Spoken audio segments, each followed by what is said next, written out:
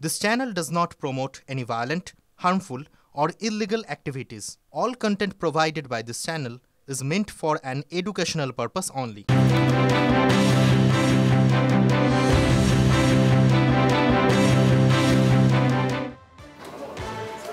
নমস্কার, দেখছেন সন্ধ্যের সুপার প্রাইম টাইম। এই মুহূর্তে নিউজ রুম থেকে আমি মঞ্জিরা আপনাদের সঙ্গে রয়েছি, আমার সঙ্গে লিমা এবং শর্মিষ্ঠাও রয়েছে। প্রথমেই কোন খবর কথা বলবো?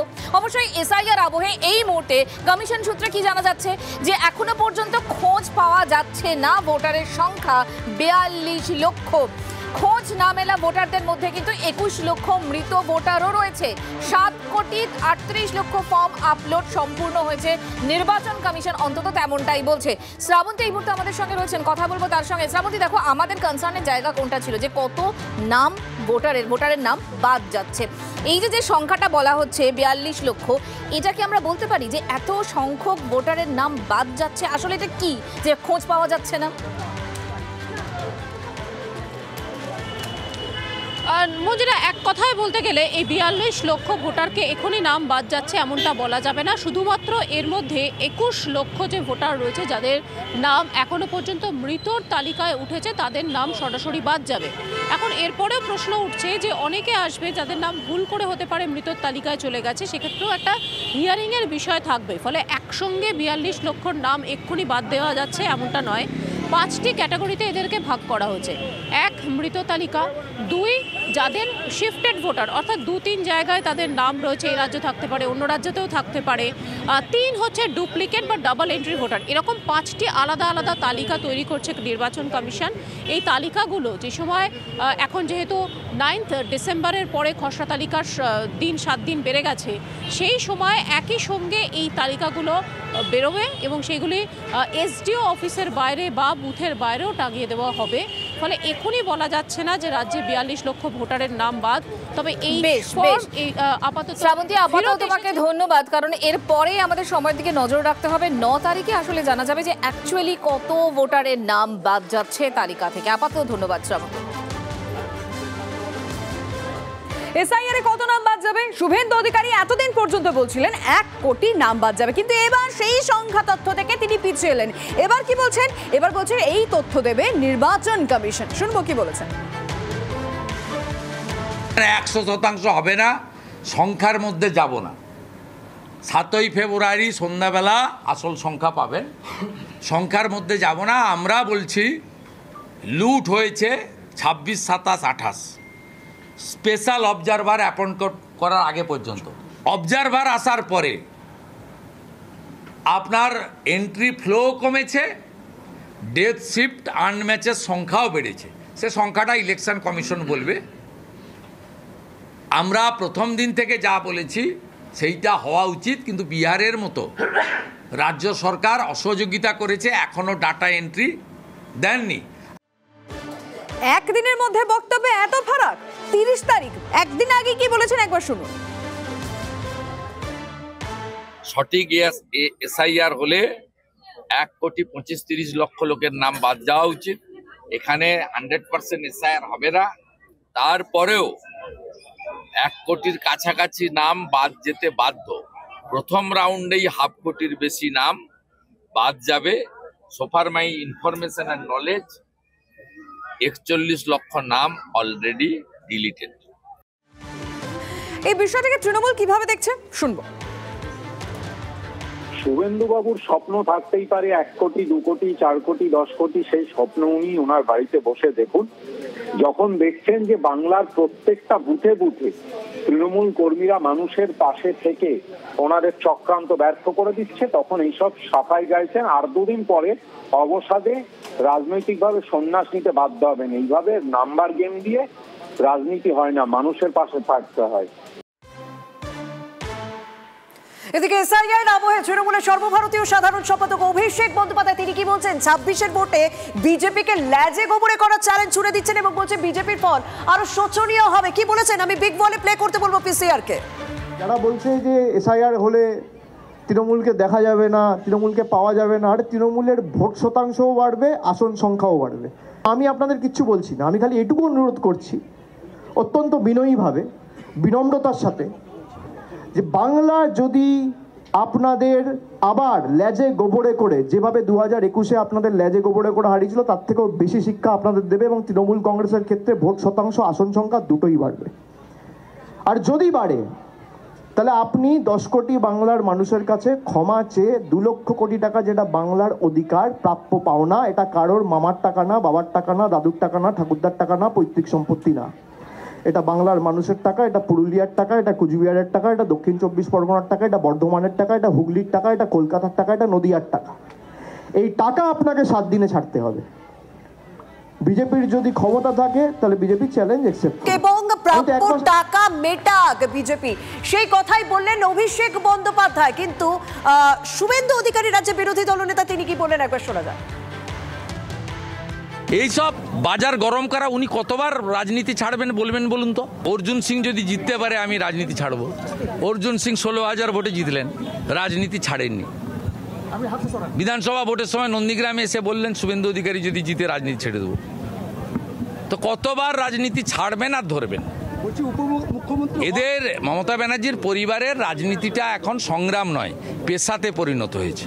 পেশা, রাজনীতি যদি পেশাতে পরিণত হয়, পেশা কেউ ছাড়তে চায় না, ছাড়াতে হয়। অর্থাৎ ছাড়ানোর জন্য বাংলার মানুষ প্রস্তুত। এবং এসআইআরে যদি ঠিকঠাক 80%ও এসআইআর হয়, পশ্চিমবঙ্গে আগামী নির্বাচনে পদ্মফুল আসবে। শুভেন্দু অধিকারী, অভিষেক বন্দ্যোপাধ্যায়, সুকান্ত মজুমদার, কথার লড়াই চলছে। এদিকে অভিষেক বন্দ্যোপাধ্যায় আজ কি বললেন? তিনি বললেন যে নন্দীগ্রামে দাঁড়াবো, মানে দল যদি চায় তাহলে তিনি দাঁড়াবেন, এমনকি দল যদি চায় তাহলে তিনি দার্জিলিংয়েও দাঁড়াতে পারবেন। সুকান্ত মজুমদারের ভবিষ্যৎবাণীর জবাব দিলেন আসলে অভিষেক বন্দ্যোপাধ্যায়, এবং সাথে একটু খোঁচাও দিয়েছেন, শুনুন। সুকান্ত মজুমদারকে বলুন ওটা ওনার মনের সুপ্ত বাসনা হতে পারে, কিন্তু তৃণমূলের আভ্যন্তরীণ বিষয়টা তৃণমূলের উপর ছেড়ে দিক। আমাকে দল যেভাবে যেখানে কাজে লাগাবে আমি সেখানে সেভাবে কাজ করব। আমাকে যদি বলে নন্দীগ্রামে দাঁড়াও আমি দাঁড়াবো, আমাকে যদি বলে দার্জিলিংয়ে দাঁড়াও আমি দাঁড়াবো। আমি অন রেকর্ড বলছি। আর সুকান্ত মজুমদার যদি অতই পারদর্শী হতো তাহলে 8,000 ভোটে জিততো না। শুনলেন অভিষেক বন্দ্যোপাধ্যায় 8,000 ভোটের কথা বললেন। আমরা যোগাযোগ করেছিলাম সুকান্ত মজুমদারের সঙ্গে, তিনি পাল্টা কি বলছেন শুনুন। এই যে দল চায়, এই শব্দটা অত্যন্ত হাস্যকর তৃণমূল কংগ্রেস নামক দলের কাছে। কারণ এখানে দল আবার কোথায়? এখানে একটা পরিবার। বাংলার মানুষ কি ঠিক করবে সে বাংলার মানুষের হাতে ছেড়ে দিন। অভিষেক বন্দ্যোপাধ্যায়কে জ্যোতিষী হতে মানা করুন। উনি 19 সালে বলেছিলেন যে অর্জুন সিং যদি জেতেন তাহলে উনি হাতের কবজিটা কেটে দেবেন। অর্জুন সিং কিন্তু জিতেছিলেন। আসলে এই কথার লড়াইটা তো শুরু করেছিলেন সুকান্ত মজুমদার। কি বলেছিলেন, তার কি ভবিষ্যৎবাণী ছিল শুনুন। আমার কাছে যা খবর, অভিষেক বন্দ্যোপাধ্যায় এবার তৃণমূল কংগ্রেসের তরফ থেকে নন্দীগ্রামে বিধানসভায় দাঁড়াবে, সেই জন্য নিজের পোঁধরা অফিসারদেরকে ওই জেলাতে ট্রান্সফার করা হচ্ছে। ওনার উপমুখ্যমন্ত্রী হওয়ার খুব শখ, সেই উপমুখ্যমন্ত্রী হবার জন্য উনি নন্দীগ্রামে বিধানসভায় দাঁড়াবেন বলে আমার কাছে খবর আছে, বিশ্বস্ত। এবার সুকান্ত মজুমদারের বক্তব্যের পর শুভেন্দু অধিকারীর কথা আপনাদেরকে শোনাবো। তার কারণ 2026-এর নির্বাচনে পূর্ব মেদিনীপুরে তিনি বলেছেন 16টি আসনে বিজেপি জিতবে। এখানেই শেষ নয়, 50%-এরও বেশি কিন্তু ভোট পাবে বিজেপি। এক্ষেত্রে তিনি বলেছেন 51%-এর বেশি স্পেসিফিক্যালি। এবং 2021-এর প্রসঙ্গ টেনে বলেছেন তখন 1956টা ভোটে হারিয়েছিলেন, আর এবারে যে পারে আসুক 20,000 ভোটে জিতবে বিজেপি। হুঙ্কার শুভেন্দু। এই জেলাতে আমরা 46% ভোট পেয়েছি। আমি স্পষ্ট দেখতে পাচ্ছি এই জেলাতে ভারতীয় জনতা পার্টি 51%-এর বেশি ভোট পেয়ে 16টা আসন পদ্মফুল চিহ্নে জিতিয়ে নরেন্দ্র মোদীজিকে উপহার দেবে। আপনাদের দুর্ভেদ্য দুর্গ তড়তে হবে। আপনারা একদম ভাববেন না 2021-এ নন্দীগ্রামে 1,956 ভোটে হারিয়েছিলাম। 17টা গ্রাম পঞ্চায়েতের 11টাতে বিজেপি। পিসিকে হারিয়েছি, আর যে পারেন আসুন, বিজেপি ওখানে হারাবে, 20,000 ভোটে জিতবে। কিচ্ছু করতে পারবেন না, দেখবি আর জ্বলবি, লুচির মতো ফুলবি। এইটা স্ট্র্যাটেজি না, এটা সুকান্ত মজুমদারের মনের সুপ্ত ইচ্ছেটা ফ্রয়েডিয়ান স্লিপ হয়ে বেরিয়ে আসছে। কারণ সুকান্ত মজুমদার মনে প্রাণে চায় যেন শুভেন্দু অধিকারী হারে। শুভেন্দু অধিকারীকে হারাতে পারবেন কে? হয় মমতা ব্যানার্জি, নাহলে অভিষেক ব্যানার্জি। সেটা তো ভালো মতোই জানেন উনি। মমতা ব্যানার্জি তো গতবারও জিতেছিলেন, তারপর 1.5 ঘন্টা লোডশেডিং হয় এবং ফল বদলে যায়। আর অভিষেক ব্যানার্জি দাঁড়ালে তো লোডশেডিংটুকুও করতে পারবে না। মমতা ব্যানার্জি তাও স্নেহময়ী দিদি, তিনি ক্ষমাশীল, তিনি সেই চোখে দেখেছেন, যার জন্য এই বদমাইশিগুলো করে পার পেয়ে গেছে।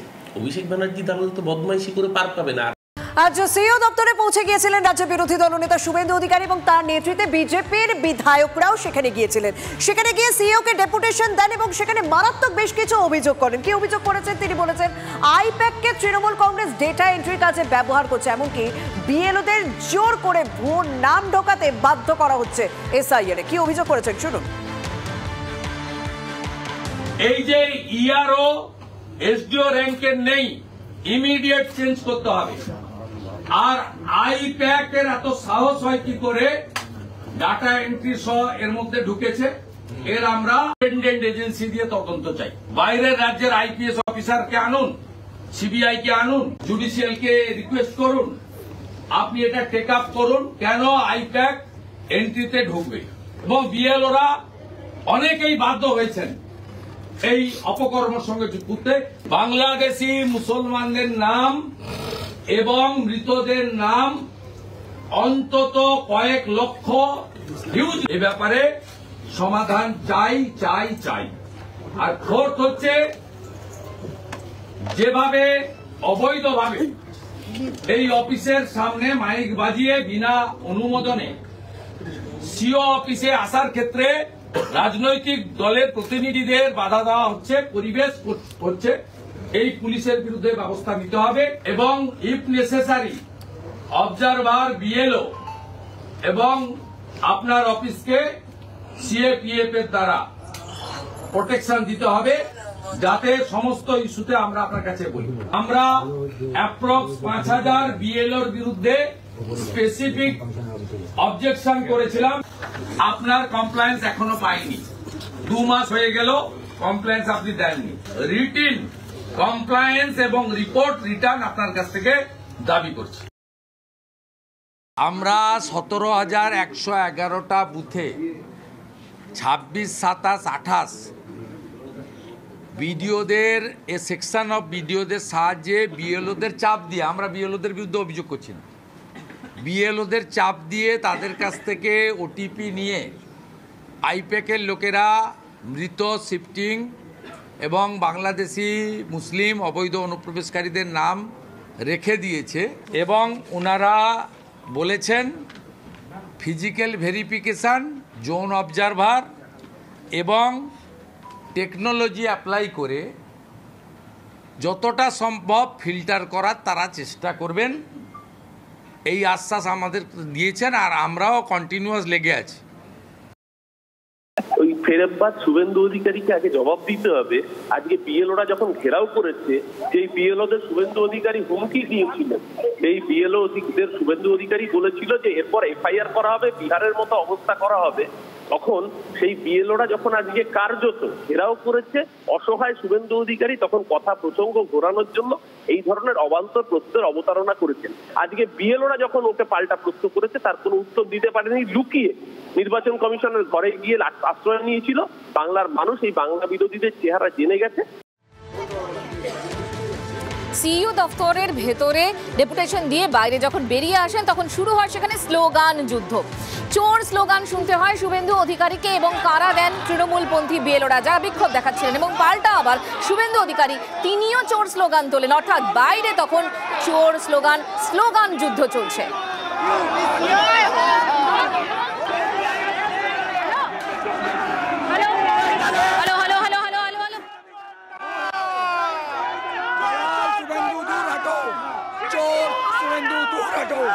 अन्याय कर रहा हम लोगों के साथ, हम लोग के सहकर्मियों के साथ।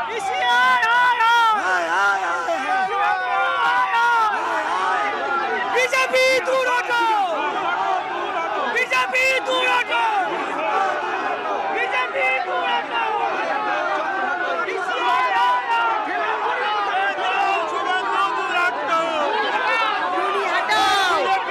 शुभेंदु दूर हटो।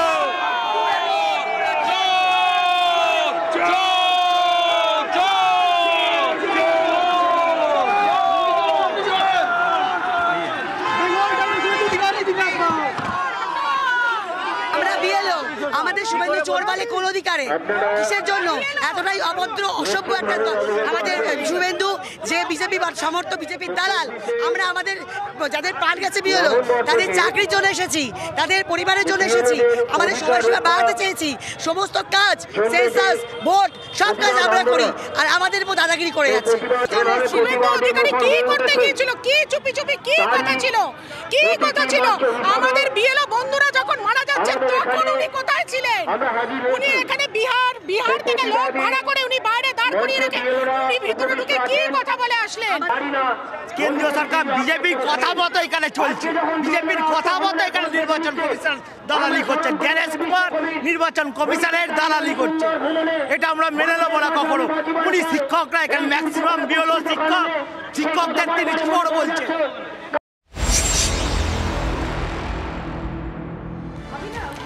আজকে সকাল থেকে সিইও দপ্তরের ছবিটা আপনাদেরকে আমরা দেখেছি। উত্তপ্ত পরিস্থিতি ছিল একদম শুরু থেকেই। যখন সিইও দপ্তরের ভিতরে বৈঠক চলছিল, অর্থাৎ স্পেশাল অবজারভারের সঙ্গে যখন শুভেন্দু অধিকারীর বৈঠক চলছিল, বাইরে তৃণমূলপন্থী যারা বিএলওরা রয়েছেন তারা বিক্ষোভ দেখাচ্ছিলেন। সেই ছবিটা আপনাদের সামনে রাখছি এই মুহূর্তে। গার্ডরেলের ওপর উঠে তৃণমূলপন্থী বিএলওদের স্লোগান, এসআইআর এর কাজে চাপে বিএলওর মৃত্যুর অভিযোগ। একদিকে বিজেপি বিধায়করা তারা যখন এসেছেন তখনই কিন্তু তৃণমূলপন্থী যে বিএলওরা রয়েছেন তারা কিন্তু বলা চলে যে তারা বিক্ষোভ দেখানোর জন্য নির্বাচন কমিশনের দিকে এগিয়ে আসেন, এবং এগিয়ে আসার পরেই কিন্তু একদিকে আমি যেখানে দাঁড়িয়ে আছি তুমি দেখো পুলিশ প্রশাসন রীতিমতন হিমশিম খাচ্ছে, কারণ একদিকে তৃণমূলপন্থী বিএলওরা, অন্যদিকে একেবারে নির্বাচন কমিশনের সামনে দাঁড়িয়ে রয়েছেন বিজেপি বিধায়করা। শুভেন্দু অধিকারী যে কোনো মুহূর্তে এখানে ঢুকবেন, এবং আমরা দেখতে পাচ্ছি যে শুভেন্দু অধিকারী তিনি চলে এসেছেন। শুভেন্দু অধিকারী তিনি প্রবেশ করছেন নির্বাচন কমিশনের অন্দরে, এবং তখনই কিন্তু এই তৃণমূলপন্থী বিএলওরা তারা কিন্তু বিক্ষোভ দেখাচ্ছেন। তৃণমূলপন্থী বিএলওরা তারা নির্বাচন কমিশনের একেবারে সামনে যে গার্ডরেল রয়েছে সেই গার্ডরেলের ওপরে উঠে বিক্ষোভ প্রদর্শন করছেন, এবং এই নিয়ে কিন্তু রীতিমতন ধস্তাধস্তির পরিস্থিতি, এবং মাঝখানে কিন্তু দুপক্ষের মাঝখানে পুলিশ দাঁড়িয়ে রয়েছে। পুলিশের একাধিক ডিসি পদমর্যাদার অফিসাররা তারা দাঁড়িয়ে রয়েছেন। একদিকে আমরা যখন দেখছি শুভেন্দু অধিকারী ঢুকছেন তখন কিন্তু এদিকে বিক্ষোভ চলছে। এত বিএলও মারা গেল, বিজেপি কোথায় ছিল এতদিন? এতগুলো বিএলও মারা গেল, বিজেপি কোথায় ছিল? বিজেপি আমাদের মারা গেল কোথায় ছিল? এত টিচার, এত শিক্ষক, এত বিএলও মারা গেল, বিজেপি কোথায় গেল? বিজেপি দালাল দূর হটো। বিএলওদের বিরুদ্ধে মতামত দিয়ে শুভেন্দু কোথায় ছিলে? শুভেন্দু কোথায় ছিলে? এতদিন বিএলওদের হত্যার দায় ইসিআই কে নিতে হবে। একটা জিনিস কি, আমাদের শুধু কলকাতাকে দেখলে তো হবে না, গ্রামের দিকে গ্রামাঞ্চলে এমন অনেক জায়গা আছে যেখানে সার্ভার অত্যন্ত ডাউন, তারা কিভাবে কাজ করবে? বিএলওদের সময় বাড়াতে হবে, আর যে বিএলওরা মারা গেছে তাদের ক্ষতিপূরণ দিতে হবে। শুভেন্দু দুরাট্ট।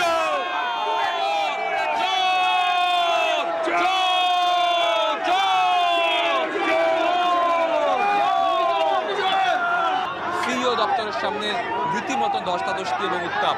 ক্যামেরায় অমিতের সঙ্গে সুমন, TV9 বাংলা, কলকাতা।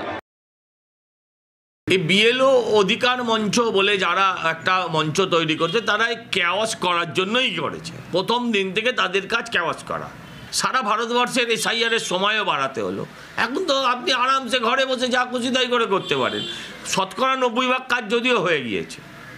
আমার প্রশ্ন অত্যন্ত পরিষ্কার যে সরকারকে নির্বাচন কমিশন বলেছিল কাউকে 18 কাউকে 12,000 টাকা করে দেওয়ার কথা। তো বিএলওর অধিকার রক্ষা কমিটি বিএলওদের সেই কথাটা একবারও বলছে না কেন? বিএলওদের হয়ে একবারও বলছে না কেন? ডাটা এন্ট্রি অপারেটর দেওয়া হলো না কেন? একবারও বলছে না। অতএব এটা বিএলও অধিকার রক্ষা কমিটি না, মমতা রক্ষা কমিটি, সেটা আপনারা সহজেই বুঝতে পারছেন। এই মুহূর্তে দাঁড়িয়ে একটা কথা তো বলা যায় যে আজকে রাজ্যে হটস্পট কোথায় ছিল? সিইও দপ্তর। সেখানে দেখুন তৃণমূলপন্থী বিএলওদের বিক্ষোভ যেমন হয় তেমনি বিজেপির পক্ষ থেকে ডেপুটেশন দিতে যাওয়া হয়। আর অন্যদিকে মতুয়ারা কিন্তু দুভাগে সিইও দপ্তরে পৌঁছে গিয়েছিলেন। প্রথমে আমরা দুপুরে দেখলাম অধীর চৌধুরীর নেতৃত্বে মতুয়াদের একাংশ পৌঁছে গিয়েছিলেন সিইও দপ্তর পর্যন্ত। আর বিকেলে মমতা বালা ঠাকুরের মতুয়া মহাসংঘের মিছিল পৌঁছেছিল সিইও দপ্তরে। তাদের একটাই দাবি, এসআইআর প্রক্রিয়া সরলীকরণ হোক। এসআইআর প্রক্রিয়া সরলীকরণের দাবি মতুয়াদের। আজ দুপুরবেলা দেখলাম প্রাক্তন প্রদেশ কংগ্রেসের সভাপতি অধীর চৌধুরীর নেতৃত্বে মতুয়াদের একটা অংশ পৌঁছে গিয়েছিল সিও দপ্তরে। আর বিকেলে মমতা বালা ঠাকুরের যে মতুয়া মহাসংঘ রয়েছে তারাও মিছিল করে সিও দপ্তরে পৌঁছে গিয়েছিলেন।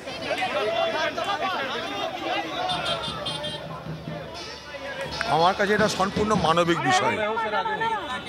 এটার মধ্যে কোনো রাজনীতি নেই, কোনো ভোট নেই, কোনো ধান্দাবাজিও নেই। এটা সম্পূর্ণ একটা মানবিক কারণে আমার মনে হয়েছে এদেরকে সঙ্গে নিয়ে এদের কথাটা নির্বাচন কমিশনের কাছে তুলে ধরা দরকার। এই বাংলায় মতুয়ারা শুধুমাত্র ভোট ব্যাংকের জন্য ব্যবহৃত হয়। ভোট ব্যাংক বাদ দিয়ে এই বাংলায় মতুয়াদের আর কোনো অস্তিত্ব নাই। এই বাংলার সংখ্যালঘু মুসলমান সমাজ, এই বাংলার মতুয়া সমাজ শুধুমাত্র তারা ভোটের রাজনীতির অঙ্কের খরিদ্দার। তাই আমার মনে হয়েছে মানবিক কারণে তাদের সমর্থন করা উচিত, তাদের ভোটাধিকার নিশ্চিত করা উচিত। কারণ সবাই জানি আমরা তারা বাংলাদেশ থেকে উচ্ছেদ হয়ে এই রাজ্যে এসেছে। হাঁটতেই পারেন, গণতান্ত্রিক দেশ, হাঁটতেই পারেন, হাঁটবেন, আসবেন, কথা বলবেন এবং নিশ্চিতভাবে মতুয়াদের পক্ষে বলবেন। আমরাও বলি, নরেন্দ্র মোদীজি আছেন বলে মমতার পুলিশ মতুয়াদেরকে অ্যারেস্ট করতে পারছে না। শেখ হাসিনাকে অবৈধভাবে সরিয়ে দেওয়ার পরে যত হিন্দু আওয়ামী লীগের কার্যকর্তা এবং হিন্দু বাংলাদেশ থেকে পালিয়ে এসেছিল, মমতা তাদের জেলে পুরছিল। অধীর চৌধুরী তিনি এই রাজ্যের প্রতিষ্ঠিত নেতা, এতবারের সাংসদ। তিনি যেমন কেন্দ্রের বিরুদ্ধেও বলবেন, সাথে সাথে আশা করি রাজ্যের বিরুদ্ধেও বলবেন। আর নরেন্দ্র মোদীজি কি কি দিয়েছেন মতুয়াদের জন্য সেটাও বলবেন। মমতা বালা ঠাকুর মহোদয়া, তার যেমন ঠাকুরবাড়ির পরিচিতি রয়েছে, সম্মানীয় শ্রদ্ধা পরিচিতি, সাথে সাথে তিনি তৃণমূল কংগ্রেসের রাজ্যসভার সদস্যও বটে। এটা ইন্ডিজোটের মিছিল না মতুয়া বাঁচানোর মিছিল, এইটা আগে ক্ল্যারিফাই করলে তাহলে লোকের বুঝতে সুবিধা হবে।